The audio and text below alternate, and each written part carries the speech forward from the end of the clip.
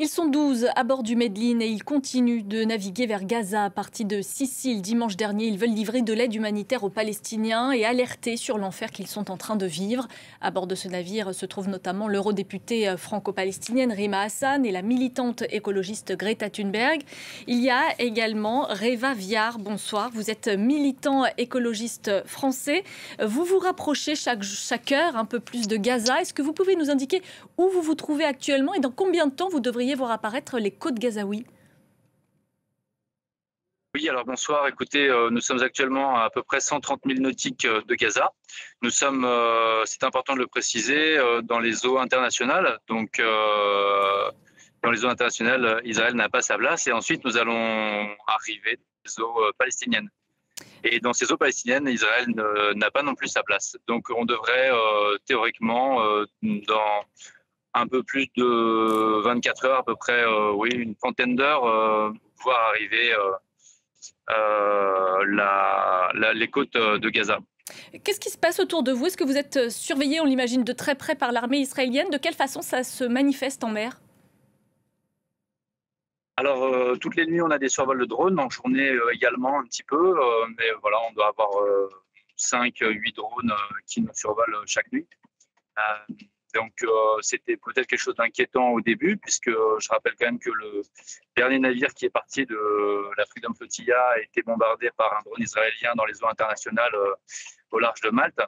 Donc, forcément, ça représentait une menace pour nous au début. Donc, on a revu un peu nos protocoles pour quand même conserver un petit peu de sommeil, mais toujours vigilant parce qu'on sait que l'impunité d'Israël leur permet de faire n'importe quoi, et surtout des crimes de guerre. Donc, on reste méfiant, on se prépare à toute éventualité. Néanmoins, on sait bien qu'on fait ça de façon pacifique et que notre place est en Palestine.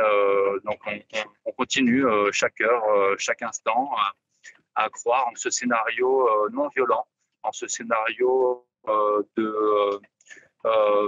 d'aide humanitaire que nécessaire qui pourrait être acheminé jusqu'à Gaza. Pardon. Et l'armée israélienne a d'ores et déjà fait savoir qu'elle ne vous laisserait pas accoster sur les côtes gazaouis. Vous l'avez dit, vous ne cherchez pas l'affrontement. Ça signifie que vous vous laisserez neutraliser par l'armée israélienne? Alors, neutraliser, non, j'aime pas du tout ce terme.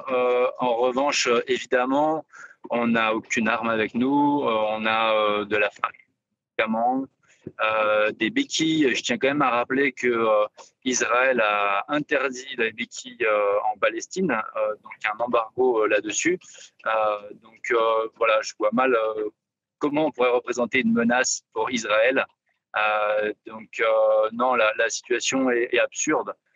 D'être considérés comme des terroristes alors qu'on amène des militaires, c'est d'ailleurs ce que devraient faire nos gouvernements qui sont malheureusement complices de ce qui peut se passer actuellement en Palestine. Donc, on fait le travail de nos gouvernements, c'est bien malheureux, et on a besoin, pour que ce travail se fasse plus facilement, vraiment de l'appui de la population. Et on voit qu'il y a une mobilisation qui se fait à l'international, qui est de plus en plus importante, et ça nous donne de plus en plus de chances d'arriver jusqu'à mon port. Votre combat, en tous les cas, est extrêmement médiatisé ici en France. On suit évidemment le trajet de ce navire humanitaire, mais on a tous en tête l'idée que vous n'arriverez pas jusqu'à Gaza. Est-ce que vous avez un autre objectif, justement, celui d'interpeller qui et de demander quoi à qui exactement? Alors évidemment, l'objectif c'est de sensibiliser aussi et surtout de faire prendre conscience qu'on a tous une part de responsabilité. Je rappelle que l'État d'Israël a été quand même fondé par un Britannique et un Français pour faire un petit peu passer la pilule de l'Holocauste. Donc on a notre part de responsabilité, d'autant plus qu'on paie des impôts qui permettent de financer ces massacres. Donc il s'agit actuellement de prendre ses responsabilités et de dire non, stop, ça suffit. Voilà. Vous, Donc il y a quand même, on fait cette action, je suis désolé de le rappeler, mais on l'amène de façon absolument légale, nécessaire, urgente. C'est pas un excès de zèle de valeurs humanistes. Non, c'est le droit qui encadre ces choses-là, notamment.